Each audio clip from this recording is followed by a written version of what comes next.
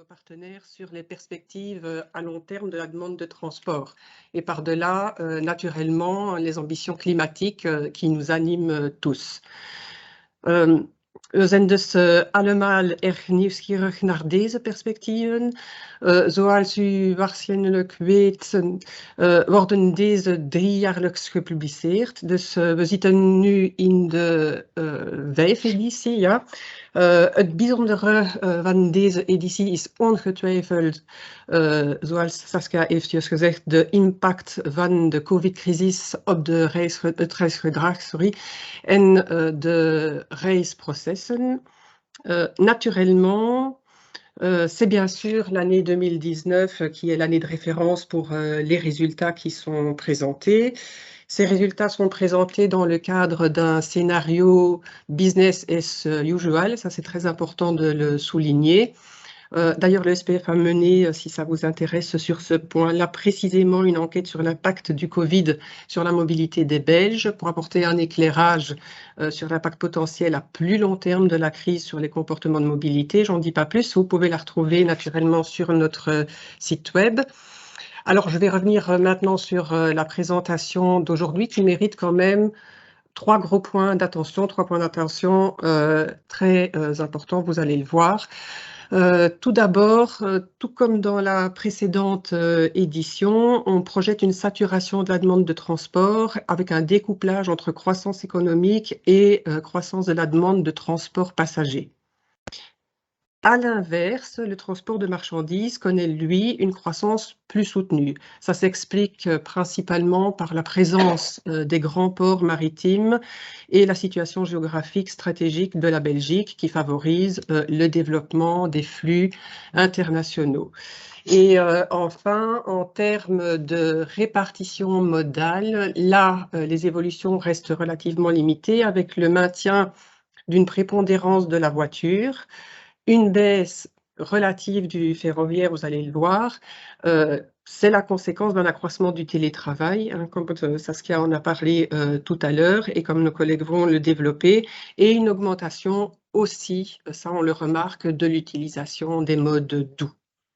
Je terminerai en disant que les perspectives à long terme de la demande de transport sont le fruit d'une collaboration très professionnelle entre le SPF Mobilité et Transport et le Bureau fédéral du plan. Et donc, je ne vais pas continuer plus avant et je vais leur laisser la parole pour la présentation des résultats dans leur contenu même. Voilà, je vous souhaite un bon webinaire.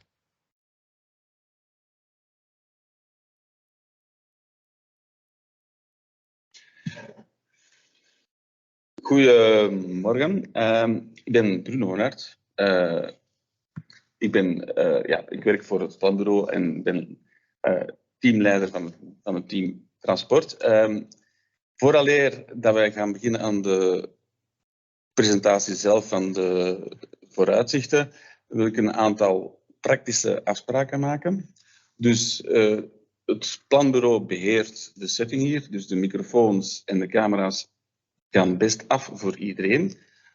Op het einde van de presentatie zijn er een 20-tal minuten voorzien voor de vragen en antwoorden.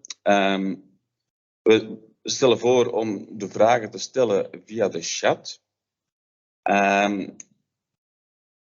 Om 12 uur nemen we 10 minuutjes pauze om die vragen te overlopen en ze te behandelen.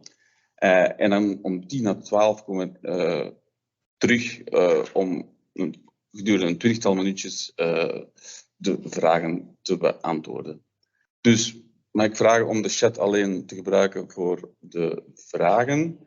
En als u een vraag heeft, of het mogelijk is om te vermelden welke organisatie u vertegenwoordigt. En tot slot, zoals u waarschijnlijk al heeft gemerkt, wordt de presentatie opgenomen.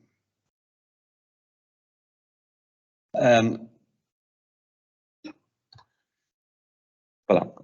Dus ik ga eerst even kort schetsen, een korte inleiding geven, vooraleer ik het woord geef aan mijn collega Benoit, die het eerste en het grootste deel van de presentatie van de vooruitzichten op zich gaat nemen. Dus ik ga het kort inleiden. Dus Onze vooruitzichten die worden opgesteld aan de hand van het planmodel. Dat is een transportmodel met de nadruk op de lange termijn. Het is ontwikkeld door het planbureau, het Federaal Planbureau, in het kader van het samenwerkingsakkoord met de FOD Mobiliteit en Vervoer. En het accent ligt eigenlijk op de modellering van het verband tussen de economie en het transport.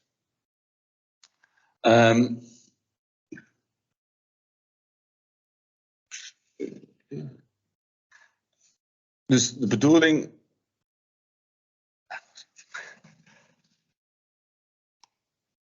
Dus de doelstelling van het planmodel zijn lange termijn referentiescenario's opstellen voor zowel personen als goederenvervoer. En de bedoeling is ook om het effect van het transportbeleid op de vraag naar transport en op de externe kosten te simuleren. En ook om kosten-baatanalyse uit te voeren van bepaalde beleidsmaatregelen. Dus zoals mevrouw Van Dam het ook al signaleerde, we zijn dit vandaag toe aan onze 5e editie. Het was ambitieus om deze vooruitzichten op te maken, want we zitten in een periode waar veel onzekerheden zijn rond de energieprijzen, rond de ambities van Europa met betrekking tot verbrandingsmotoren en dergelijke meer. Maar ik kan zeggen, de perspectieven zien er goed uit. Dank u wel. Ik geef nu het woord aan Benoît voor het eerste deel van de presentatie van de vooruitzichten zelf.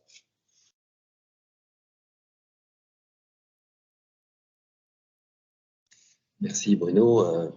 Donc Benoît Laine, je suis expert au Bureau fédéral du plan et je vais me charger de vous présenter un résumé des résultats de ces projections que vous trouverez en intégralité sur notre site web sous forme de fiches thématiques. Donc après avoir décrit le cadre de la projection, je m'attarderai sur les principaux résultats de cette projection de référence pour ensuite donner plus de détails dans un premier temps sur le transport de personnes, puis sur le transport de marchandises. Je laisserai ensuite de nouveau la parole à Bruno pour faire le point sur, en plus de détails, le transport sur la route, dont on a mentionné qu'il était aujourd'hui et qu'il resterait le mode dominant de transport à l'horizon de nos perspectives. Et enfin, faire le point sur le parc de véhicules particuliers et les externalités environnementales du transport sous l'angle des émissions atmosphériques. Alors, concernant le cadre de la projection, il s'agit, comme il a déjà été mentionné, d'une projection à politique inchangée, à prendre au sens large, c'est-à-dire que le modèle ne constitue pas une prédiction de l'avenir des transports, mais plus une référence si toute chose restait égale, qu'il s'agisse des politiques, mais également de l'offre de transport, que deviendrait le paysage des transports en Belgique. Il s'agit donc d'un point de référence à utiliser pour identifier les points d'amélioration nécessaires ou les défis auxquels nous sommes confrontés en matière de transport en Belgique et à l'aune duquel on pourra mesurer éventuellement l'efficacité ex ante ou ex post de différentes politiques qui pourraient être mises en œuvre à ce sujet. Alors, comme je le disais, le modèle planète est uniquement un modèle de demande. Nous ne modélisons pas stricto sensu l'offre dans le modèle. Nous prenons des hypothèses relativement simples pour la confronter à l'évolution de la demande qui est ici modélisée.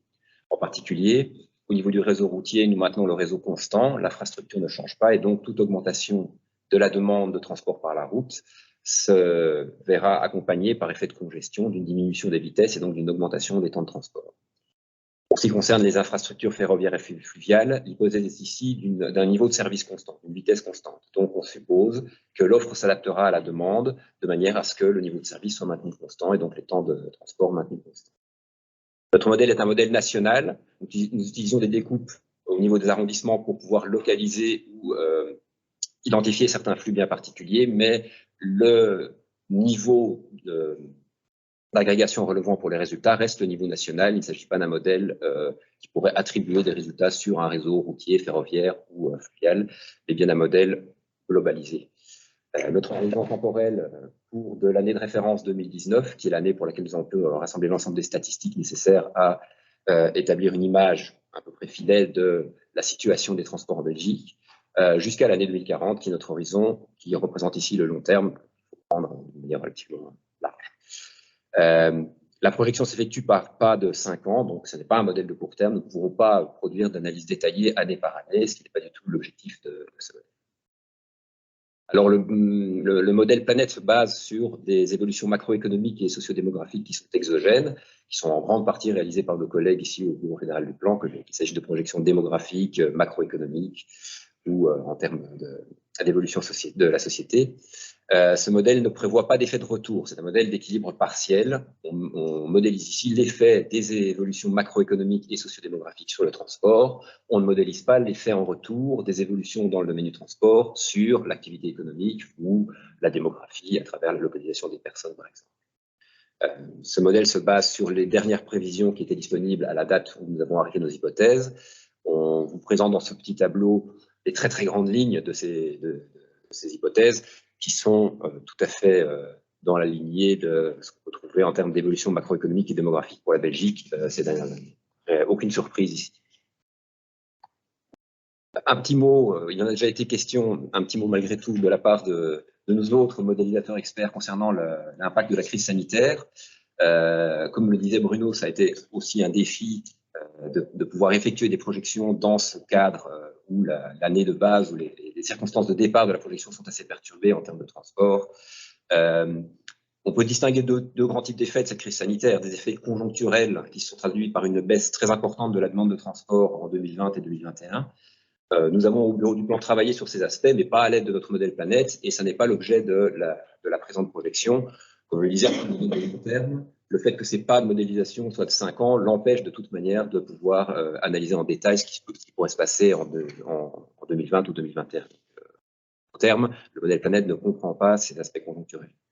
La crise sanitaire a aussi des effets plus structurels, que ce soit des changements de comportement des personnes qu'on a évoqués, des changements démographiques ou des effets longs de certains chocs économiques. Ceux-ci, par contre, sont pris en compte, au moins partiellement, dans notre modèle, à travers les inputs démographiques et économiques qui sont utilisés, qui sont des projections qui déjà prenaient en compte l'impact de cette crise sanitaire, et, comme il a été évoqué, à travers la modélisation du télétravail, pour lequel nous avons fourni un effort de modélisation important ces dernières années. Alors, je me dirige maintenant vers les principaux résultats de la projection. Donc, si l'on souhaite considérer la demande globale de transport, on a habitude dans le domaine des transports de parler soit de passagers kilomètres ou de tonnes kilomètres. Donc, les passagers kilomètres sont l'ensemble des kilomètres parcourus par toutes les personnes sur le territoire belge en une année. Quant aux tonnes kilomètres, ce sont l'ensemble des kilomètres que chaque tonne de marchandises aura au total parcouru. Donc, la somme de tous ces kilomètres parcourus par tonne de marchandises sur le territoire belge en une année. Alors, ce graphique vous présente les évolutions estimées pour le passé et notre projection future de ces deux grands indicateurs de la demande totale de transport, pour les passagers en orange et les marchandises en bleu. Ce qu'on peut constater, c'est d'une part que la demande de transport augmente à l'avenir, elle augmente encore, de manière modeste, plus 6% sur les 20 prochaines années pour les passagers, de manière plus soutenue avec une augmentation de 20% pour les marchandises. Nous avons représenté en noir les tendances simplement établies sur base des observations ou des estimations passées. Ce qu'on peut constater, c'est que la dynamique dans le temps est également différente pour les passagers et les marchandises. Comme il a été évoqué en introduction, on a un phénomène de saturation qui se dessine pour les passagers. La croissance de plus 6% mentionnée ici s'effectue principalement au début de la projection et ce taux de croissance se diminue ensuite pour arriver à un plateau en fin de projection. La demande de transport globale en Belgique semble stabiliser pour le transport de personnes. La dynamique est différente pour le transport de marchandises, où la dynamique en début de projection est plus faible. C'est l'impact malgré tout des projections économiques affectées par la crise sanitaire qui joue ici. Et cette dynamique se renforce par la suite pour arriver légèrement au-dessus de la tendance en fin de projection avec cette croissance de 20%. Notons qu'on est un petit peu dans les mêmes balises que ce qu'on avait proposé dans nos précédentes perspectives il y a de cela un peu plus de 3 ans, avec une croissance un peu plus faible pour les personnes que ce que nous avions estimé à l'époque.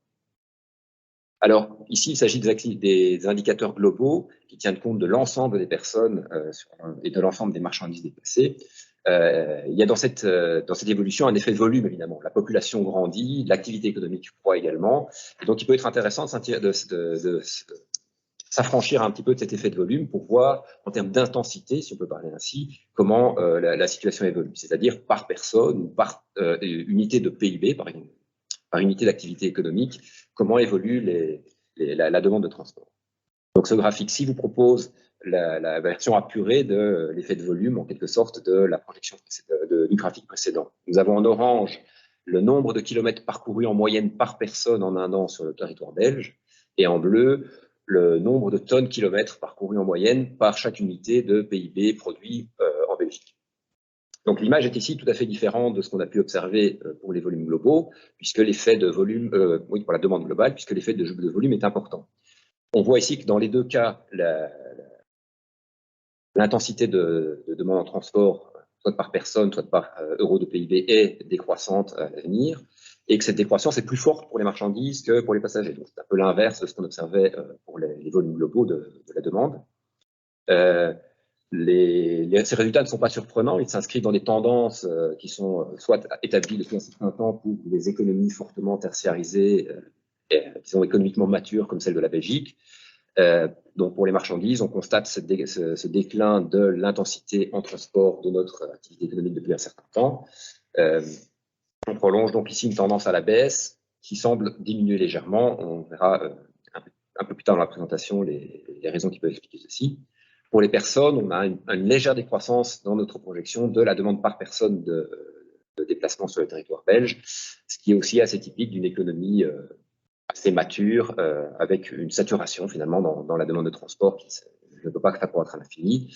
Mais il y a aussi, bien sûr, comme on l'évoquait, le rôle du télétravail qui diminue la demande de transport par personne en termes de kilomètres parcourus. Alors, je vais commencer par m'intéresser de plus près à la demande de transport de personnes pour ensuite passer aux marchandises. Et dans un premier temps, je voudrais avec vous considérer les facteurs explicatifs de cette évolution. Donc, on a évoqué l'effet de volume de la population sur la demande totale de transport. On le voit ici, la ligne jaune on indique que si on part sur une base d'un indice 100 en 2019, nous arriverions à 107 en termes de population totale en Belgique, donc une croissance de 7% sur l'ensemble de notre période de projection. Mais derrière cet effet de volume global se cachent des choses un petit peu différentes en fonction de la sociologie des différentes personnes. Si on regarde l'évolution de l'ensemble des actifs occupés, donc des personnes qui travaillent en Belgique, on a une croissance plus forte que pour la démographie, avec 9% sur cette période, mais aussi une dynamique différente, avec une croissance plus importante en première partie de projection, pour ensuite se stabiliser et observer une forme de stagnation de la population active occupée en fin de projection. Il s'agit ici d'un des effets du vieillissement de notre population, avec des effets sur la taille même de la population d'âge actif qui finissent par jouer à terme. Si on s'intéresse à la population étudiante au sens large, donc les populations scolaires et les populations dans l'enseignement supérieur, la dynamique est aussi différente de celle de la population, mais à l'inverse, ici on a une dynamique plus faible, avec en tout début de projection une croissance qui s'amorce déjà inférieure à celle de la population au total, puis un déclin en fait de cette population étudiante pour reprendre légèrement en fin de projection et arriver finalement à un certain statu quo. Donc on n'a pas de croissance à proprement parler de la population scolaire et étudiante sur l'horizon de notre projection. Là aussi, l'effet du vieillissement global de la population joue. Les classes d'âge scolaire et étudiante se vident, croissent beaucoup moins rapidement que la population en moyenne. Enfin, la ligne grise représente les autres personnes, celles qui ne sont ni en emploi ni aux études, donc soit des enfants en bas âge, des personnes ne travaillant pas ou principalement des pensionnés. Et on voit que cette catégorie-ci, au cours de la projection, accélère son évolution, ce qui est bien signe que les classes d'âge se décalent vers l'âge de la pension. Cet effet est aussi important, l'effet de vieillissement, puisque dans les enquêtes que l'on consulte généralement pour établir nos projections, on constate de manière récurrente qu'au-delà de 35-40 ans, les kilomètres par jour parcourus par les personnes diminuent. Et typiquement, pour les personnes de plus de 65 ans, le nombre de personnes ne se déplaçant pas, donc les immobiles le jour de l'enquête, augmente fortement. L'âge a aussi un impact sur les taux de déplacement et une population vieillissante peut aussi expliquer une certaine baisse de la demande de transport. Les autres aspects importants sont les aspects économiques pour la demande de transport. Sur ce graphique, on a gardé en référence l'évolution de la population et on y a adjoint l'évolution en indice des revenus moyens par habitant dans le pays, donc une dynamique beaucoup plus forte que celle de la population, c'est-à-dire que la richesse par habitant croît encore de manière relativement importante en Belgique, avec 23% sur l'ensemble de cette projection. Et on a adjoint en orange l'évolution des coûts généralisés moyens du transport. Par coût généralisé, on entend l'ensemble des coûts monétaires, ce qu'on va débourser monétairement pour se déplacer, et des coûts en temps, c'est-à-dire le coût d'opportunité du temps ou le coût subjectif que l'on accorde au temps que l'on perdrait dans les transports pour effectuer un déplacement. Le coût en temps est abordé à l'aide d'enquêtes internationales qui permettent d'estimer la valeur qu'accorderaient les gens avec différents modes de transport et pour différents motifs de déplacement à 1 heure ou 1 minute passée dans ces moyens de transport pour ces motifs.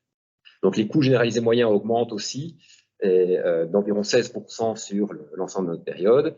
Et donc ces coûts augmentent principalement dans notre cas en raison des coûts en temps, puisque les coûts monétaires sont relativement stables dans notre modèle. Et donc c'est l'aspect de congestion d'une part qui fait diminuer les vitesses et augmenter le temps passé dans les transports, mais c'est aussi un effet de la richesse croissante de la population qui augmente la valeur perçue d'une heure passée dans les transports et qui donc fait augmenter ces coûts généralisés moyens. Ces facteurs économiques et démographiques vont avoir une influence différente en fonction des modes de transport, des motifs de transport que l'on considère pour étudier la demande de transport. Donc sur ce graphique, nous représentons toujours en indice 100 pour l'année de référence l'évolution de la demande de transport pour quatre grands motifs de déplacement. Nous avons en bleu foncé en bas le motif déplacement, la navette vers le lieu d'études ou vers l'école pour les enfants en âge de scolarité. Ce qu'on peut constater, c'est que cette demande stagne à peu près, on est toujours à peu près à l'indice 100 en fin de projection, et que l'allure de la courbe que l'on représente ici est tout à fait similaire à celle que l'on avait observée pour la population d'âge scolaire.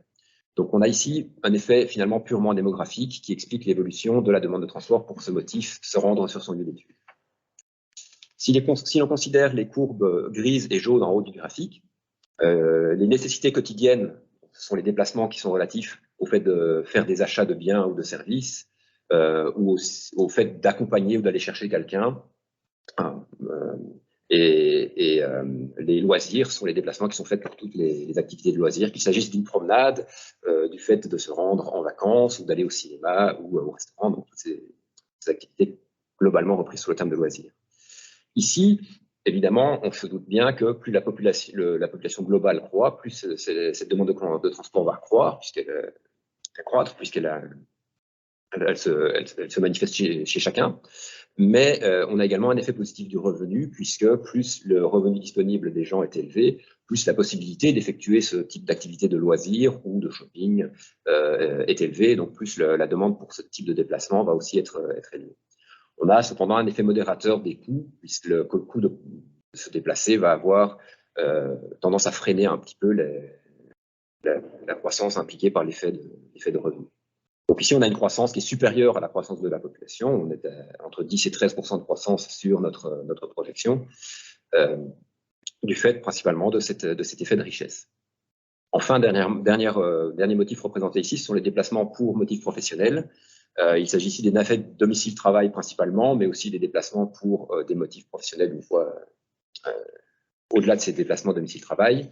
Les déplacements domicile-travail représentent l'essentiel de cette catégorie. Les déplacements professionnels en eux-mêmes représentent une quantité relativement modeste dans le total des déplacements logiques. Et on voit ici que la dynamique est possible même négative, puisqu'on arrive à une décroissance globale d'à peu près 2% de la demande de transport pour ces motifs au terme de notre projection. Donc, c'est un aspect qu'on va aborder plus en détail par la suite, puisqu'il est un petit peu particulier et lié évidemment au télétravail, comme vous pouvez vous en douter.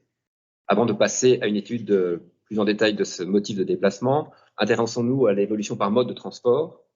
Donc, sur le graphique que nous vous proposons ici, on peut observer, toujours en indice 100 pour notre année de référence 2019, les évolutions observées ou estimées dans le passé par grand mode de transport, donc la voiture en orange, les transports publics de type urbain, bus, tram, métro en gris et le train en jaune. Et dans la zone grisée de la projection, vous constaterez en plus des trois catégories citées, la présence de la marche et du vélo. Nous ne disposerons pas de statistiques globales de kilomètres parcourus à pied ou en vélo dans le passé, donc nous ne pouvons pas représenter ceci dans la période historique. Ce qu'on peut constater en observant nos projections, c'est qu'effectivement, la marche et le vélo sont le mode de transport qui montre la croissance la plus rapide. C'est en particulier dû à l'augmentation de l'usage du vélo, que ce soit le vélo classique ou la grande croissance des vélos électriques, qui finalement diminue les distances de les temps de déplacement en utilisant ces modes doux. Donc les modes doux, marche ou vélo, deviennent plus attractifs puisque les temps de déplacement diminuent, l'opportunité de se déplacer en vélo pour des trajets plus longs augmente aussi avec l'apparition du vélo électrique. Et donc, ceci implique une croissance assez forte. Il faut bien se souvenir qu'au départ, la marche et le vélo ne représentent pas la grande partie des kilomètres parcourus en Belgique. Il s'agit de petits déplacements. Et donc, même si cette croissance est très rapide, en tout cas beaucoup plus rapide que pour les autres modes, ça ne rendra pas pour autant la marche et le vélo dominant à l'horizon 2040. Si l'on regarde ce qui se produit pour le tram, bus, métro, donc les modes de transport plutôt urbains, commun plutôt urbain, et la voiture, on observe une évolution plutôt en ligne avec la demande totale, avec cependant, en fin de période, un amortissement un peu plus important de la demande pour la voiture qui est lié à l'effet de congestion. En effet, pour le tram et le métro, l'effet de congestion n'est pas présent, et pour les bus, un certain nombre de bus circulent également en site propre, donc l'effet de congestion est plus modéré. Pour la voiture, cet effet de congestion joue évidemment. Reste le cas du transport ferroviaire de personnes, la demande pour le train, qui ici montre un effet assez net de décrochage par rapport à ce qu'on a pu observer en projection. Comme il était évoqué en introduction à cette conférence, l'effet du télétravail joue ici à plein, et c'est donc sur un effet sur lequel je reviendrai un petit peu plus tard dans la présentation. Je vais rappeler ici, c'est quand même important, que tout ceci se fait à politique et aussi à offre constante. Si vous regardez l'historique dans ce graphique, dans cet historique, il y a évidemment des politiques de transport qui ont été mises en œuvre, l'offre a évolué, et donc comparer de manière brutale l'historique présenté ici et les projections serait un petit peu facile. Bien entendu, dans le futur, nous mettrons en œuvre en Belgique des politiques de transport, l'offre va évoluer, et donc les évolutions qui sont ici ne sont ici qu'à titre de référence pour mettre en œuvre ces nouvelles politiques. Je vais revenir plus en détail sur le motif de transport domicile-travail, qui est le principal qui nous occupe aujourd'hui, comme il a été mentionné de nombreuses fois. D'une part, comme on l'a mentionné, la demande totale de transport au motif de se déplacer vers son lieu de travail diminue. Donc, si on prend simplement la navette domicile-travail, on a une décroissance de la demande totale d'environ 3,6% sur l'ensemble de la période, d'après nos projections. On constate aussi que la part de ces déplacements domicile-travail dont le total de la demande de transport est d'environ 30% au début de la projection, et donc elle va décroître pour atteindre un peu plus de 25% en fin de projection. À voir ceci, on pourrait se dire, bon, ça n'est qu'un peu moins de 30% de la demande totale de transport, donc pourquoi en faire un tel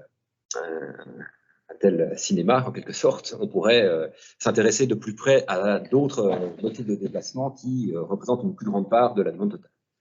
Cependant, si on s'intéresse de manière plus fine à la manière dont se répartissent ces déplacements pour la navette domicile-travail, bien évidemment, les choses sont différentes. Si on considère des heures de pointe, donc dans notre modèle, entre 7h et 9h du matin pour les déplacements allés, alors la navette domicile-travail représente 56% des kilomètres parcourus lors de l'année de référence dans notre modèle, et malgré une décroissance de 4,7% à peu près sur la période de projection pour les déplacements d'heures de pointe le matin, elle représente encore plus de 50% des déplacements pendant ces heures de pointe, des kilomètres parcourus au terme de notre projection. Donc il s'agit d'une source très importante, d'un contributeur très important au déplacement lors des heures de pointe, et par là d'une source importante de la pression qui est exercée sur nos infrastructures de transport et sur donc que ce soit sur la route ou sur les infrastructures ferroviaires et autres. Et donc c'est tout à fait légitime finalement d'accorder cette attention au trajet domicile-travail lorsqu'on s'intéresse à l'avenir de la demande de transport et aux politiques qu'il faudra mettre en œuvre. Nous avions mentionné que la population active occupée serait en croissance d'environ 9% sur l'ensemble de la projection que nous considérons ici, alors que les nombres de déplacements seraient, eux, décroissants, avec une chute d'à peu près 3% si on considère l'ensemble de la projection. Donc on peut se demander finalement qu'est-ce qui explique ce décrochage, et il n'y aura pas beaucoup de mystère puisqu'on en a déjà parlé. Le principal responsable de cette divergence est l'augmentation du télétravail. Alors nous avons ici dans ce graphique supplémentaire illustré le scénario qui est utilisé pour projeter la pratique du télétravail dans notre modèle. Donc la très forte augmentation lors de la crise sanitaire n'est pas pertinente ici, puisque le court terme n'est pas l'objet de cette modélisation, mais on voit malgré tout, à plus long terme, les effets qui sont inclus dans notre modèle. Donc avec, en bleu, la part des employés télétravaillants qui passe de 20% environ à l'année de référence à 40% à la fin de la projection, un doublement de la pratique effective du télétravail chez les employés occupés en Belgique, et le nombre de jours moyens télétravaillés par semaine pour les personnes qui télétravaillent, qui passe d'un peu moins d'un jour et demi par semaine à 2 jours par semaine. Donc en tout, on passerait d'à peu près 5% des journées de travail télétravaillées au début de la projection à peu près 16%. Donc c'est une augmentation du télétravail tout à fait significative. Nous avons développé cette analyse de manière très détaillée dans un papier publié il y a 2 ans, donc n'hésitez pas à le consulter si vous avez un intérêt pour cette matière. Au final, cette évolution du télétravail ferait passer le nombre de trajets moyens par semaine de 4,2 en 2019 à 3,7 en 2040 pour la navette domicile-travail.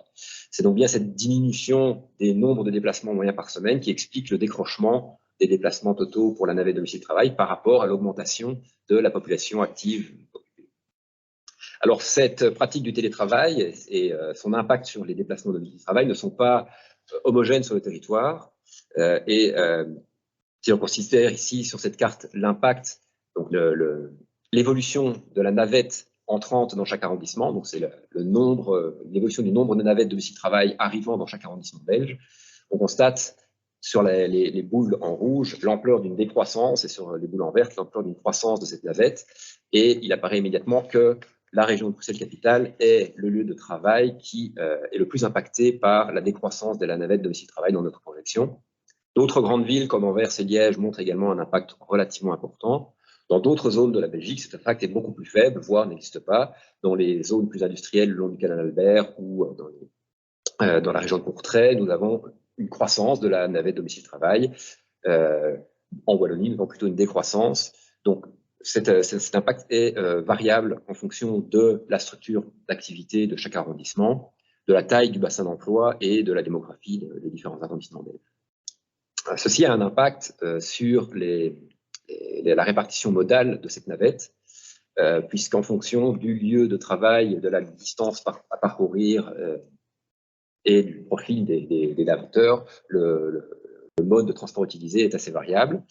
En particulier, ici, c'est le cas du train qui nous intéresse, puisque, comme il était annoncé, le profil des télétravailleurs, que nous pouvons évaluer sur la base des enquêtes réalisées entre autres par le SPF Mobilité et Transport, correspond finalement très bien au profil des usagers du train. Ce sont des personnes travaillant en général dans des grands centres urbains, dans des sièges sociaux ou dans des administrations, dans des grandes structures, qui ont un profil socio-professionnel relativement élevé, avec des navettes plutôt longues. C'est aussi le profil des usagers du train. De ce fait, on constate dans la répartition modale un impact important dans notre projection pour les déplacements en train, qui perdra à peu près 20% de passagers kilomètres sur notre projection, alors que la voiture et les autres modes de transport verraient une relative stabilité et la marge vélo une croissance d'à peu près 12%. Il faut noter aussi que la baisse de la demande de transport aux heures de pointe que nous avons notée et la baisse de la demande de transport en voiture aux heures de pointe libère de la place sur la route et donc rend le déplacement en voiture plus attractif. Donc ceci aussi a un impact sur la demande de déplacement en train. Le fait que la demande globale de transport aux heures de pointe diminue rend finalement la route un peu plus attractive et pourrait ramener certaines personnes par substitution vers la voiture depuis le train. Voilà pour les déplacements des personnes. En ce qui concerne le transport de marchandises, plus brièvement, nous avons ici aussi une série de facteurs explicatifs. Sur ce graphique, nous reproduisons les perspectives produites par nos collègues, finalement, en termes macroéconomiques. Il s'agit de la production, de l'exportation et de l'importation de biens, donc pas de services, pour l'économie belge en milliards d'euros. Alors, on voit ici dans la projection que les quantités qui vont déterminer finalement la demande de transport pour des marchandises sont également en croissance, mais que la croissance pour les importations et l'exportation en particulier est beaucoup plus importante que celle qui est notée pour la production de biens matériels sur le territoire belge. Ceci a une influence sur les différents flux de transport de marchandises que l'on peut projeter dans le futur, avec les flux domestiques, donc les flux qui font au départ et à l'arrivée du territoire belge une croissance plus faible que pour les flux qui traversent nos frontières à l'entrée et à la sortie, qui sont eux liés aux importations et aux exportations. Donc, il y a une logique évidemment entre la dynamique plus importante des échanges de biens avec l'étranger en termes monétaires et la demande de transport plus importante en nombre de tonnes pour les flux entrant et sortant sur notre territoire. Si l'on s'intéresse à la répartition modale de cette demande de transport pour les marchandises, on peut constater que la route reste le facteur, le mode de transport privilégié pour l'ensemble de ces tonnes de marchandises. Si l'on tient compte de tous les modes de transport, donc y compris l'arrivée de marchandises par voie maritime dans les ports belges, la route représente à peu près 50% des tonnes transportées annuellement au début de la projection, 51%, et elle représente encore 49% à la fin de la projection. On peut noter cependant que les transports par d'autres modes de transport, les déplacements de marchandises par d'autres modes de transport, en particulier par le rail, connaissent une dynamique plus importante que les transports routiers. Donc le rail affiche une croissance de 27% sur l'ensemble de la période, des nombres de tonnes transportées par voie ferroviaire, ce qui est le plus fort taux de croissance si l'on accepte le transport maritime. Et cette croissance pour le rail s'explique surtout par les déplacements internationaux. Le transport maritime, lui, représente aussi une part importante de la demande de transport de marchandises par la simple présence des grands ports de mer en Belgique qui attirent un nombre important de marchandises qui sont éventuellement simplement en transit sur notre territoire, qui vont être transportées vers un autre mode de transport pour continuer leur trajet vers l'hinterland européen. Et donc, si l'on regarde la répartition par arrondissement de cette demande de transport en tonnes de marchandises, donc ici il s'agit de l'évolution du nombre de tonnes chargées et déchargées dans chaque arrondissement, on constate avec les lignes vertes sur ce graphique que les 3 arrondissements accueillant les ports maritimes, Anvers, Bruges et Gand, ont une croissance très importante de la demande de transport.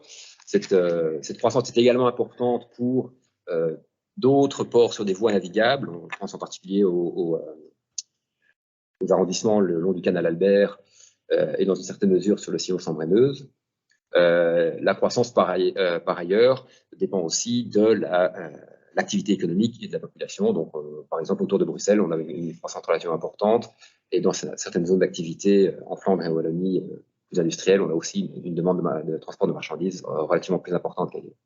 La couleur sur cette carte représente la part du transport routier que l'on évoquait dans le total des tonnes transportées ici. Alors, l'arrondissement d'Anvers est en blanc. On ne le voit pas forcément très bien derrière la boule verte, ce qui veut dire que moins de 30% des marchandises chargées ou déchargées à Anvers le sont par le mode routier, ce qui est finalement logique puisque le port d'Anvers attire surtout de gros volumes en termes de tonnage par voie maritime et par voie fluviale ou sur le voie d'eau intérieure.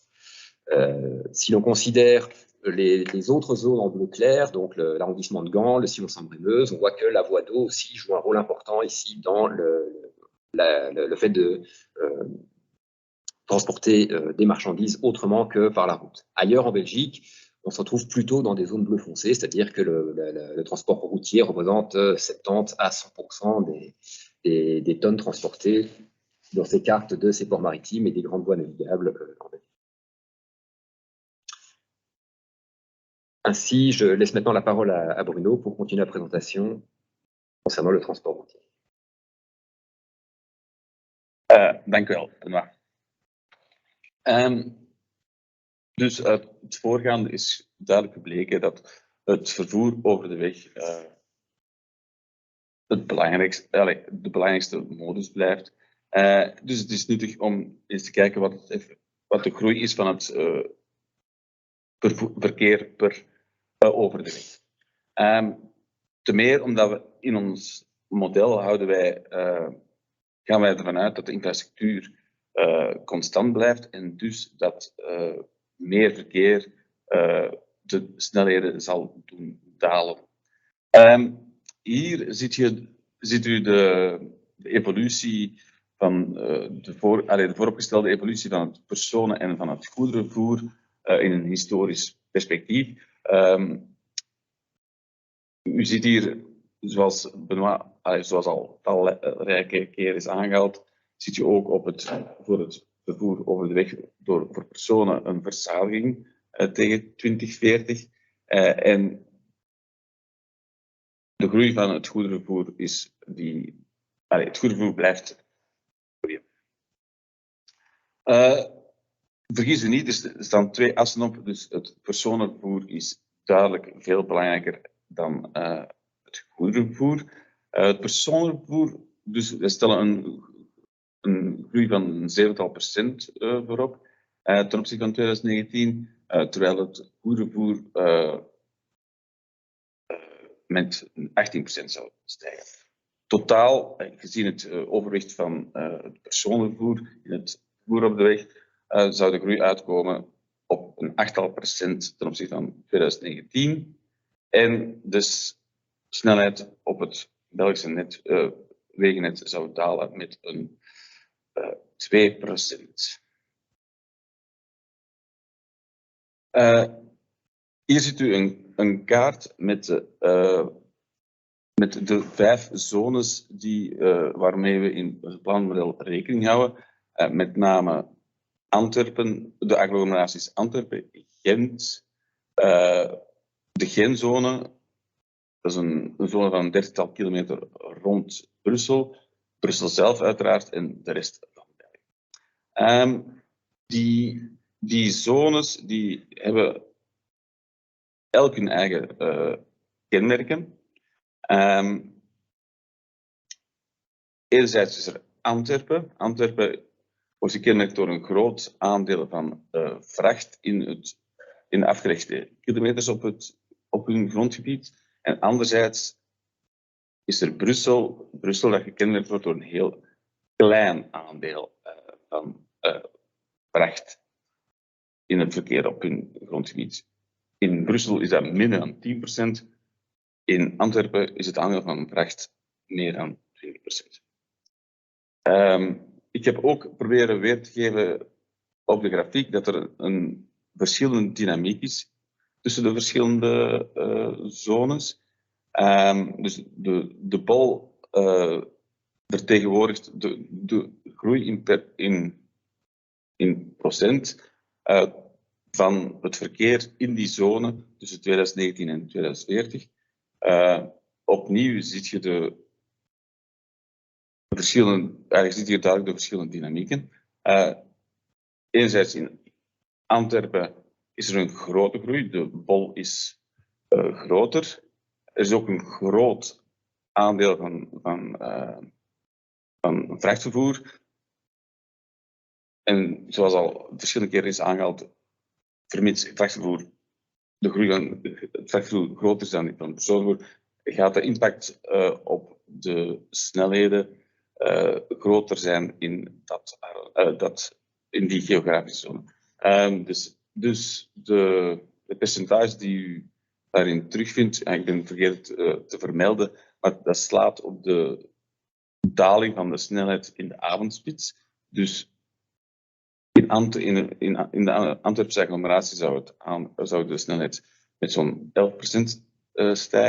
dalen.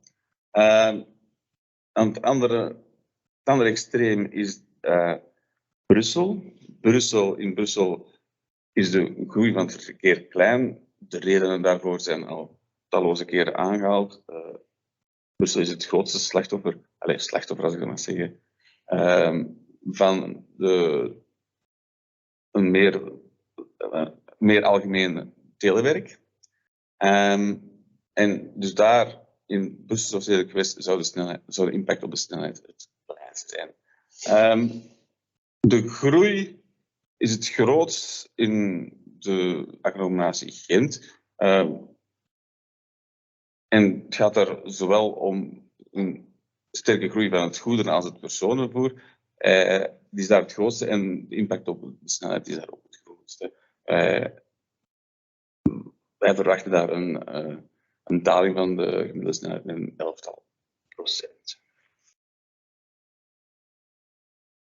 11%. Nu ga ik het even hebben over het wagenpark. Dus een van de belangrijkste inputs voor het planmodel is het wagenpark. Dat is om twee redenen belangrijk. Enerzijds omdat dat een grote impact heeft op de kost van een autorit. En anderzijds omdat het een heel grote impact heeft op de uitstoot veroorzaakt door het vervoer. De resultaten die we hier zien zijn het resultaat van het CASMO-model. En dat houdt rekening met de besliste beleidsmaatregelen. Het gaat hier onder meer over de vergroening van autofiscaliteit en de gefaseerde diesel- en benzineban in het Brussels Hofstedelijk geweest. Op de linkse figuur heb ik de nieuwe aankopen per type aandrijving gezet. Je ziet daar duidelijk de hoogdagen van diesel op het einde van de jaren 2000. En daarna is de neergang, misschien heel negatief, maar de daling van het aandeel van diesel ingezet. En die daling zou zich verder zetten tot het eind van de projectieperiode. In eerste instantie worden dieselwagens vervangen door benzinewagens, maar op termijn neemt het elektrische voertuig de overhand. En tegen 2040 zou ongeveer 2 op 3 voertuigen elektrisch zijn. Het park dat daaruit resulteert, het totale park van personenauto's, vind je op de rechtse grafiek. Tegen 2040 zou ongeveer 40% van de auto's elektrisch rijden. Maar alle verbrandingsmotoren zouden nog niet verdrongen zijn. Er zou nog een beetje diesel zijn en nog een beetje benzine. Maar dus zoals ik al zei, 40% zou elektrisch zijn. Tot slot ga ik dan even door op de uitstoot, de emissies. Voor de emissies bekijken we 3 vervoerswijzen, namelijk de weg, het spoor en de binnenvaart. We kijken naar 3 soorten emissies: directe emissies, indirecte emissies en niet-uitlaatemissies. Die directe emissies, dat zijn de emissies die geproduceerd worden tijdens het gebruik van het vervoermiddel, de tank-tot-wiel de indirecte emissies, dat zijn de emissies die vrijkomen voor de productie en het transport van de gebruikte brandstoffen. De zogenaamde bron-tot-tank-emissies. Omwille van de recente beslissing om de kerncentrales langer open te houden, hebben wij beslist om die nog niet in deze analyse mee te nemen.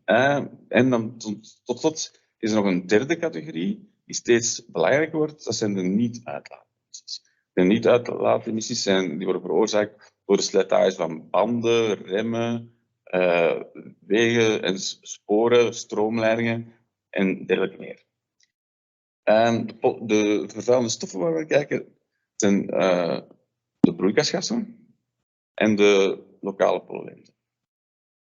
Zoals NOx en PM2,5. NOx, dat zijn stikstofoxiden, die zorgen voor verzuring en dat is ook een belangrijke ozonprecursor. En de PM2,5 zijn de fijnste deeltjes die kleiner zijn dan 2,5 micron.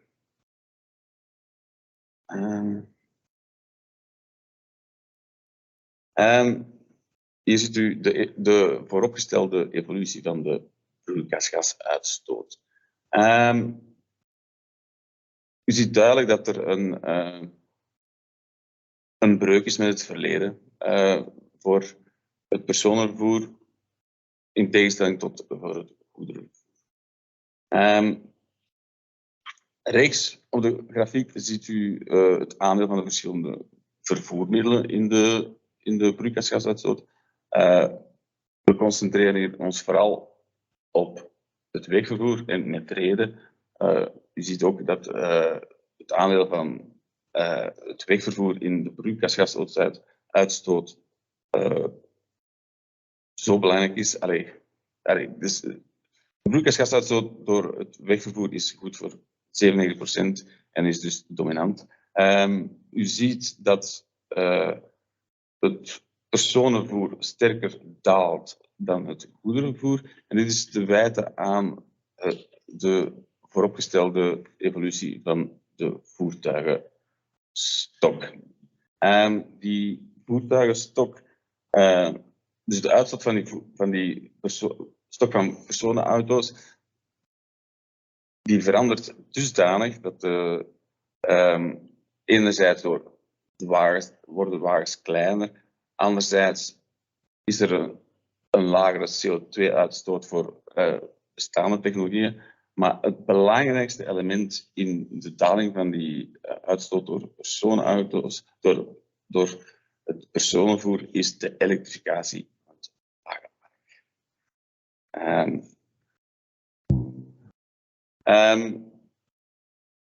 Tot slot ga ik afronden met 2 slides over de uitstoot van stikstofoxide en het fijnstof, het fijnste fijnstof. Ook hier speelt de elektrificatie van het park van personenauto's mee. Maar nog belangrijk zijn de euronormen. Dus de euronormen, je ziet het effect in het verleden duidelijk van de telkens strengere euronormen op het verloop van de uitstoot van die 2 stoffen. En wat we in de toekomst zien ligt eigenlijk in het verlengde van watgene we in het verleden hebben gezien.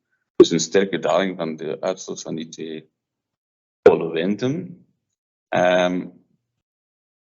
En dan sluit ik af met een kleine bemerking bij de laatste grafiek. Dus de grafiek over de uitstoot van de fijnste deeltjes, PM2,5.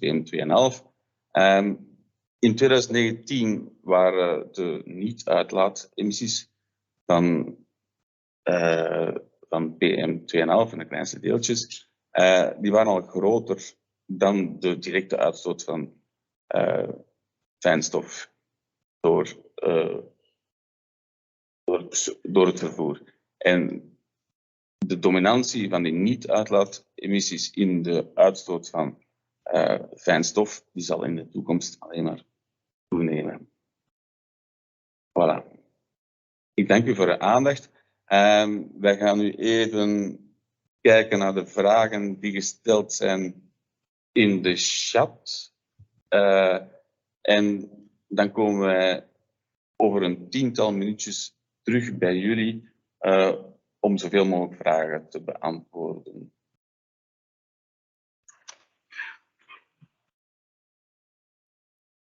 Voilà, donc nous avons pu prendre connaissance de vos questions sur le chat du webinaire, et donc nous allons maintenant apporter dans la mesure du possible des réponses à ces différentes questions. Je rappelle que certaines questions ont déjà reçu une réponse via le chat, donc éventuellement vérifier si c'est le cas pour la vôtre.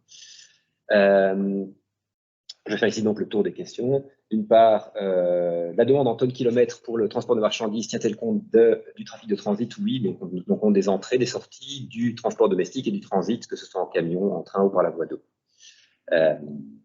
Les projections sur les actifs occupés tiennent-elles compte du recul de l'âge de la pension?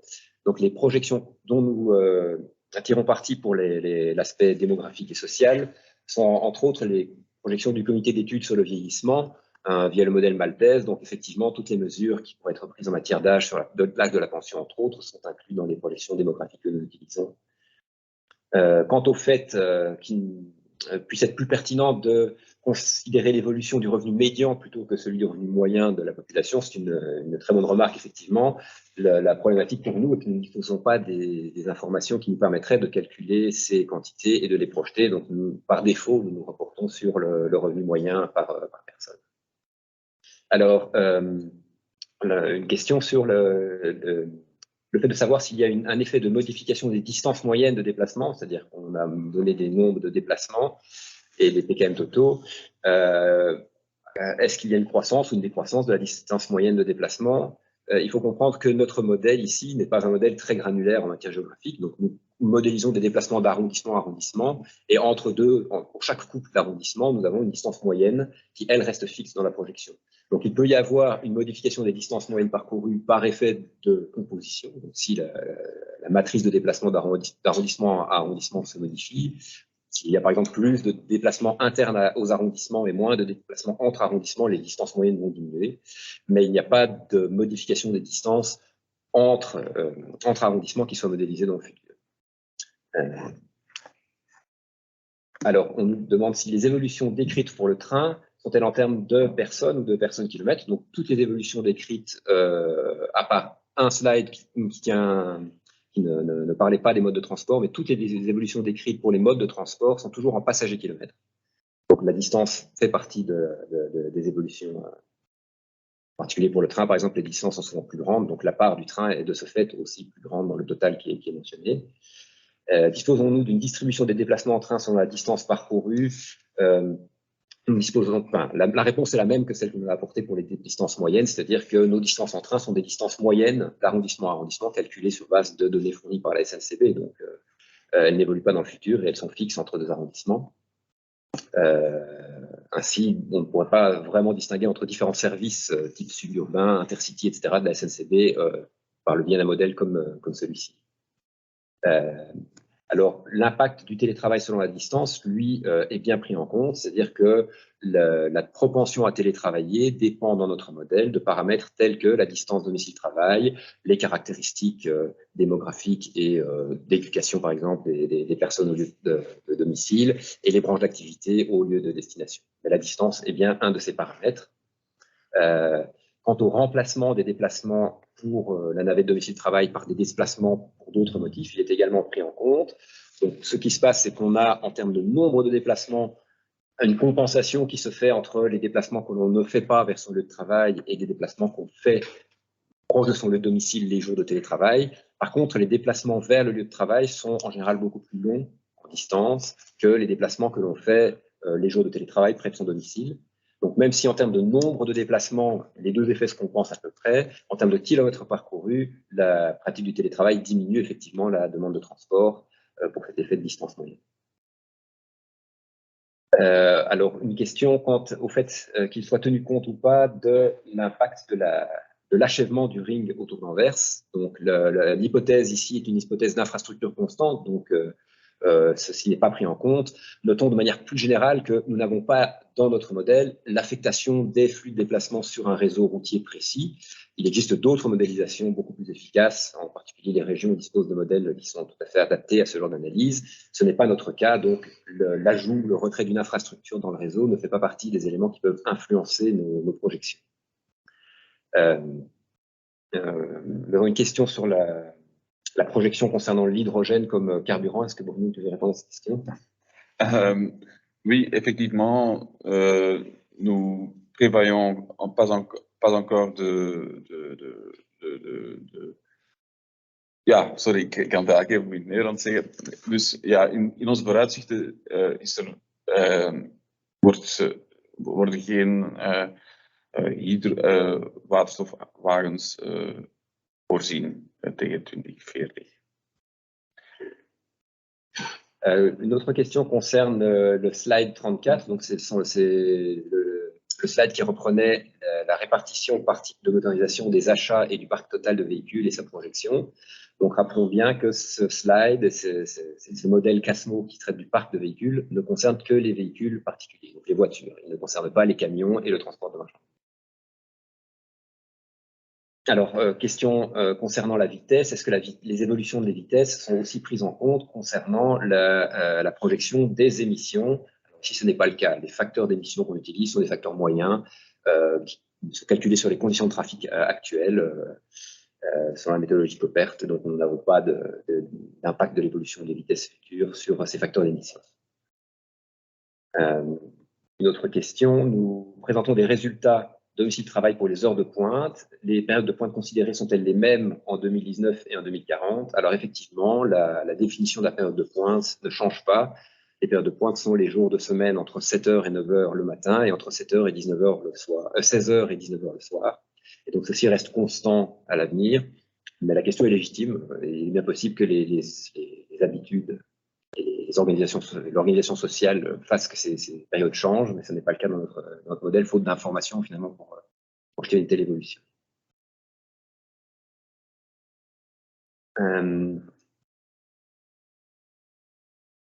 Une question concerne la prise en compte de l'e-commerce.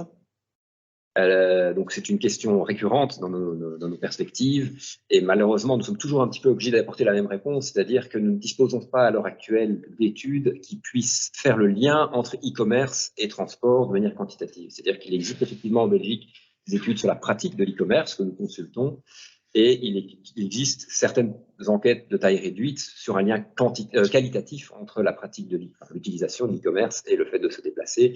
Mais nous n'avons pas encore à notre disposition une étude quantitative suffisante qui permettrait de mettre effectivement une estimation quantitative sur l'impact de l'e-commerce sur le transport. Notons tout de même que l'impact de l'e-commerce consiste en particulier en un report de déplacement de personnes vers des déplacements de marchandises. Donc, on va remplacer le déplacement de personnes vers un lieu d'achat par le déplacement d'un livreur vers des lieux de livraison de marchandises achetées par e-commerce. Maintenant, de là à dire que cet impact, que ces deux effets se compensent, nous n'en savons rien, ce n'est probablement pas le cas, mais dans quelle mesure l'e-commerce a vraiment un impact sur la demande totale de transport, c'est une chose à laquelle nous ne sommes pas capables de répondre. Alors, question concernant l'évolution du marché du logement. Est-ce qu'elle a été prise en compte dans la répartition géographique de la population projetée, origine et destination des trajets de passagers? Alors, comme je le mentionnais en exergue de la présentation, l'aspect démographique est exogène au modèle. Donc, nous faisons usage intégral des projections démographiques par arrondissement qui sont produites en collaboration avec Stadbel ici au Bureau fédéral. Et donc, la localisation des lieux de résidence des personnes sur le territoire est entièrement déterminée par ces projections. Donc, c'est une question qu'il faut peut-être poser à l'équipe démographie du Bureau fédéral du plan pour avoir plus d'informations à ce sujet. Moi, je n'en ai pas plus que ça, mais de toute façon, nous travaillons aussi au niveau d'arrondissement. Donc, il faut bien voir que l'échelle n'est pas très fine au niveau géographique. Donc, il faut voir même si ces aspects étaient pris en compte, dans quelle mesure ils auraient vraiment un impact significatif sur la modélisation. Question suivante. Sachant que les émissions pour le transport de marchandises ont été calculées, a-t-on également déterminé le parc de camions par technologie, comme pour les voitures à l'horizon 2040? Donc ça, comme je le mentionnais précédemment, notre modèle de parc ne concerne que les voitures. Nous n'avons pas de modélisation explicite du parc de camions par technologie. Est-ce que j'ai fait le tour des questions? On va avoir fait le tour, Bruno, des questions qui nous avaient été adressées sur le chat.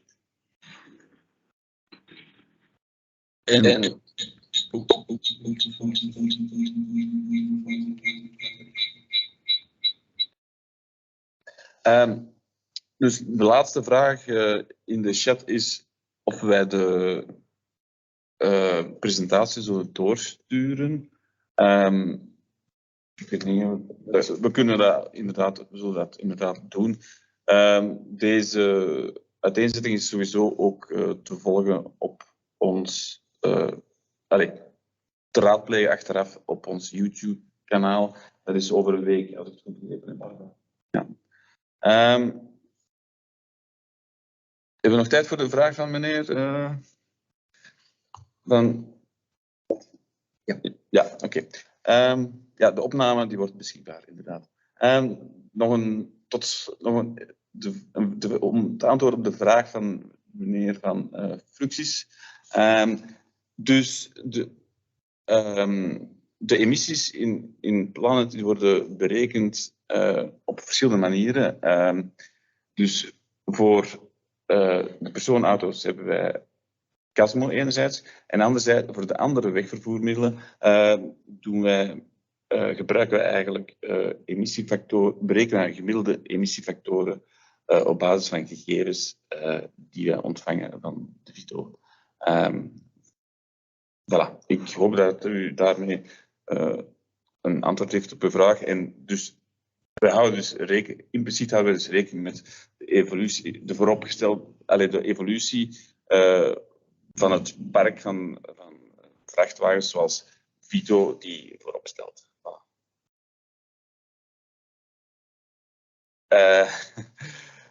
Oké, of de emissiefactoren constant zijn tot 2040, die hangen af van tal van factoren, maar die zijn niet constant in de tijd.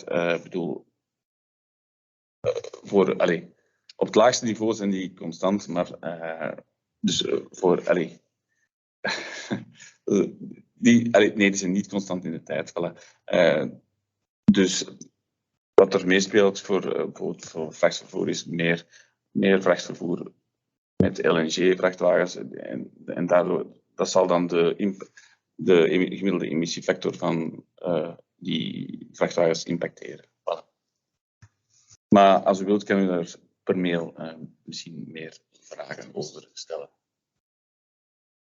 En er is ook een methodologische nota die zal verschijnen op de website.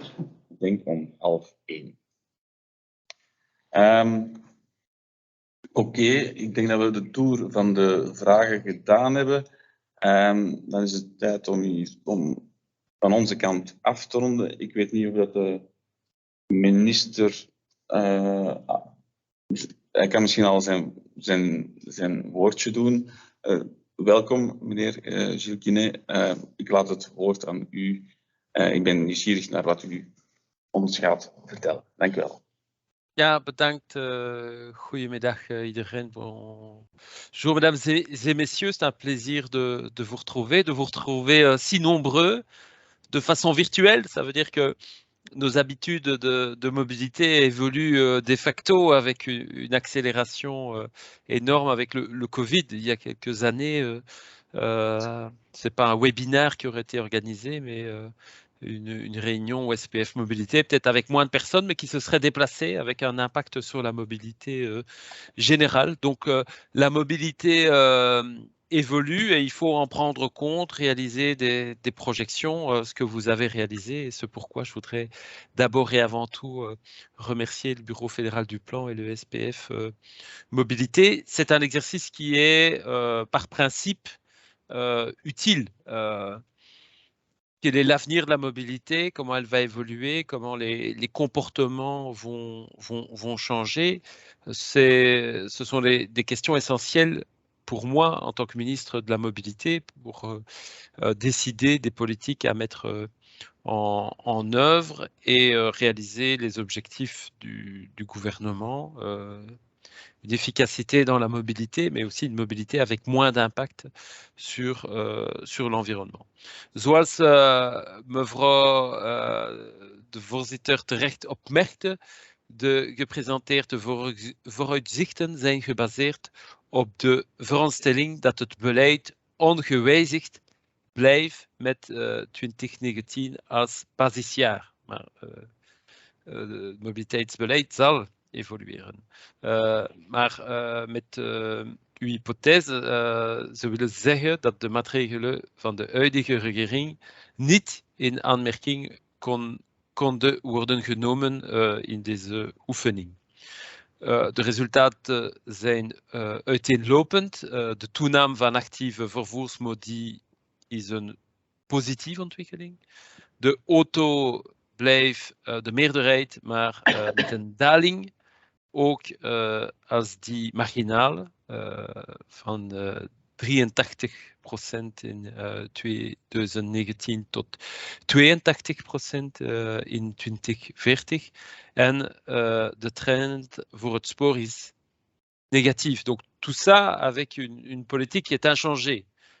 Et mon objectif en tant que ministre de la Mobilité est plutôt d'inverser cette tendance ou d'accélérer certaines tendances, avoir plus d'utilisateurs des modes de déplacement actifs, que ce soit le vélo, les trottinettes électriques ou d'autres modes de déplacement, y compris la marche à pied, de diminuer la part modale de la voiture avec des enjeux de sécurité routière, de pollution, aussi de fluidité de la mobilité, de diminution des embouteillages, et d'augmenter plus fortement encore la part modale du train, même s'il faudra tenir compte de nouveaux phénomènes, hein, comme le télétravail qui est relevé dans le cadre de votre étude ou la réalisation de réunions virtuelles comme celle-ci. Alors, c'est un travail de longue haleine, nous en sommes conscients, nous essayons d'écrire l'avenir du rail. Vous avez, j'espère, si ce n'est pas le cas, ce sera le cas maintenant, entendu parler de la vision 2040 du rail. Pour la première fois, l'État fédéral, la Belgique, va se doter d'un texte de vision sur l'avenir du rail, les souhaits pour le futur. Que voulons-nous comme réseau ferroviaire, comme service ferroviaire dans 20 ans? Et dès lors, que devons-nous mettre en œuvre pour y parvenir? Les objectifs du gouvernement fédéral sont très ambitieux et se traduisent dans ce texte de principe qui sera adopté, si tout va bien, vendredi prochain, donc pas ce vendredi, mais le 6 mai par le gouvernement fédéral, avec l'objectif d'augmenter la part modale du rail, tant pour ce qui concerne les voyageurs que pour ce qui concerne les marchandises, avec une meilleure régularité du service, un train toutes les 30 minutes partout en Belgique, un train tous les quarts d'heure autour des grandes villes, des trains plus réguliers, plus ponctuels, plus tôt le matin, plus tard le soir. Levendig en toegankelijke stations voor iedereen, wat je persoonlijke situatie ook is.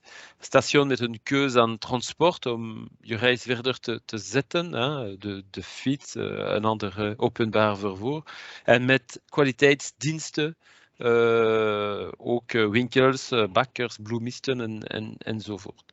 Il faut renforcer l'envie des citoyens de prendre le train, mais aussi la qualité du service, de façon à ce qu'on puisse attirer davantage de personnes. Alors, j'ai vu les projections du Bureau fédéral du plan qui prévoit dans un premier temps une augmentation de la demande et puis une forme de stagnation en lien avec le télétravail. Mais nous pensons que nous pouvons attirer davantage de personnes, non seulement dans les temps de loisirs, mais des personnes qui aujourd'hui sont en voiture, peut-être dans une voiture de société, qu'on peut y arriver par l'augmentation de la quantité et de la qualité de l'offre, ce à quoi nous travaillons avec les entreprises ferroviaires. Nous travaillons aussi sur la question du transport des marchandises, qui est essentiel pour nous. Là aussi, l'ambition du gouvernement fédéral est de doubler le volume de marchandises transportées par rail d'ici 2030. Et c'est vraiment aussi essentiel. Moins de camions sur la route, c'est moins d'émissions de CO2, évidemment, moins d'émissions de particules fines qui sont négatives pour la santé, moins de risques d'accident. Nos chiffres de sécurité routière doivent aussi être améliorés, moins d'embouteillages, moins de temps perdu dans les embouteillages, donc un meilleur service à notre économie, un renforcement de l'emploi. Et donc, nous travaillons en la matière. Je vois une question sur la question de Binnenvaart. Het is een bevoegdheid van de regio's, inderdaad, maar de bedoeling is ook meer goederen op boten, ook op binnenlands vlag.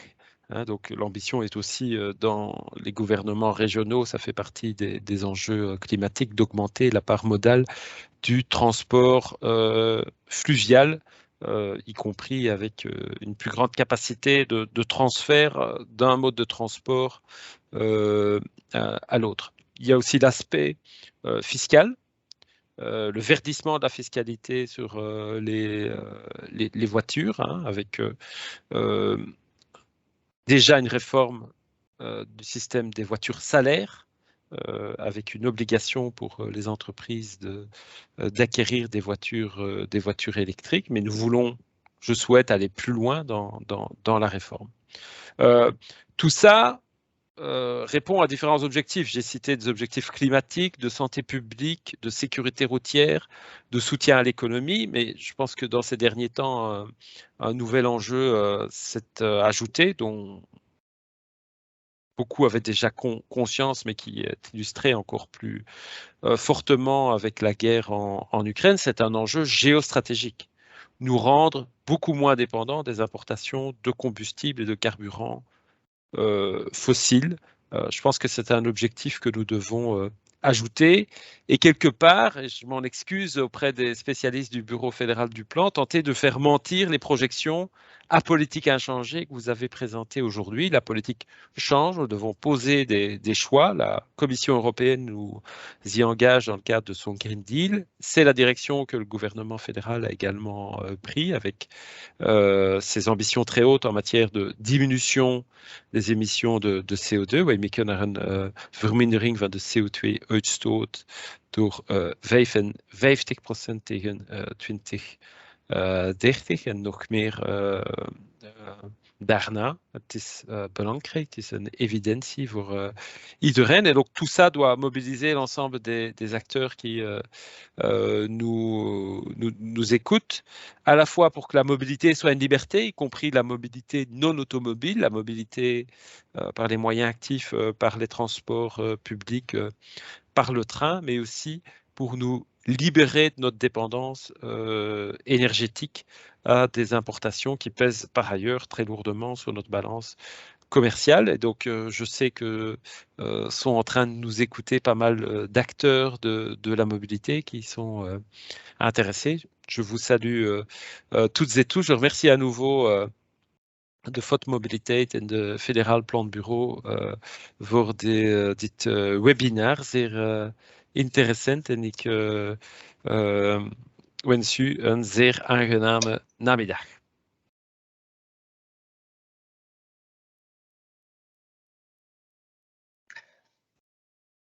Dank u wel, meneer Gilles Quinet. Het is goed om ambitieus te zijn. Ik wil nog even afsluiten. Ik wil iedereen bedanken voor jullie aanwezigheid, voor jullie pertinente vragen. Dus wij gaan de presentatie doorsturen. Consulteer deze namiddag ook zeker onze website voor de fiches die de verschillende onderwerpen die vandaag zijn behandeld aankaarten. En binnenkort zal via ons YouTube-kanaal ook de presentatie beschikbaar zijn. Er rest mij niks anders dan hier af te sluiten en u nog een prettige namiddag te wensen.